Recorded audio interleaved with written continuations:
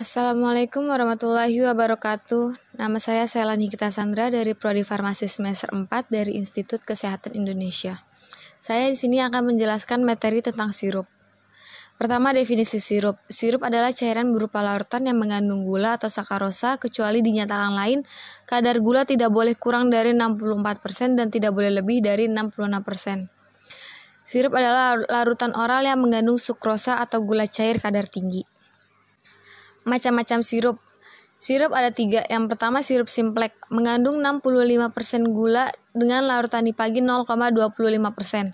Yang kedua, sirup obat, mengandung 1 atau lebih jenis obat. Yang ketiga, sirup pewangi, tidak mengandung obat tetapi mengandung zat pewangi untuk menutup rasa yang tidak enak. Komponen sirup. Yang pertama ada zat aktif, kedua pelarut, ketiga pemanis, keempat zat penstabil, kelima pengawet, dan keenam pewarna dan perasa. Keuntungan dari sirup. Yang pertama, dosis dapat diubah dalam pembuatan. Yang kedua, obat lebih mudah diabsorpsi. Yang ketiga, mudah diberi bau-bauan dan warna. Yang keempat, membantu pasien yang sulit atau tidak bisa menelan obat tablet. Kerugian dari sirup. Ada obat yang tidak stabil dalam larutan, volume dan bentuk larutan lebih besar, adanya yang sukar ditutupi rasa dan baunya dalam sirup.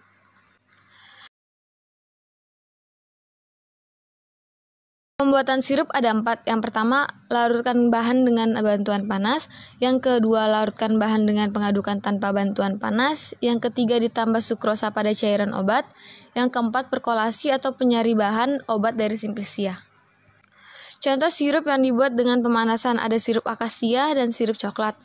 Untuk contoh sirup yang dibuat dengan cara pengadukan, itu sirup furosulfat. Dan untuk penambahan sukrosa ke dalam cairan obat, contohnya sirup sena. Ini alur proses pembuatan sirup. Yang pertama, penimbangan bahan, pencampuran bahan, penyaringan bahan, pengisian dan penutupan botol. Yang kelima, penandaan. Yang keenam, pengemasan sekunder. Yang ketujuh, masuk ke dalam gudang.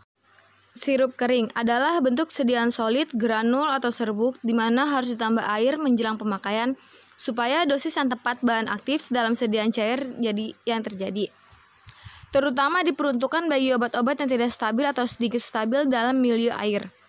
Sebagai contoh, golongan beta-laktam, ampicillin dan amoxicillin mudah didehidrasi di dalam air. Untuk mencegah hal tersebut, maka dibuatlah dalam sediaan sirup kering, yaitu sebelum digunakan ditambahkan air terlebih dahulu, namun dalam 7 hari harus habis.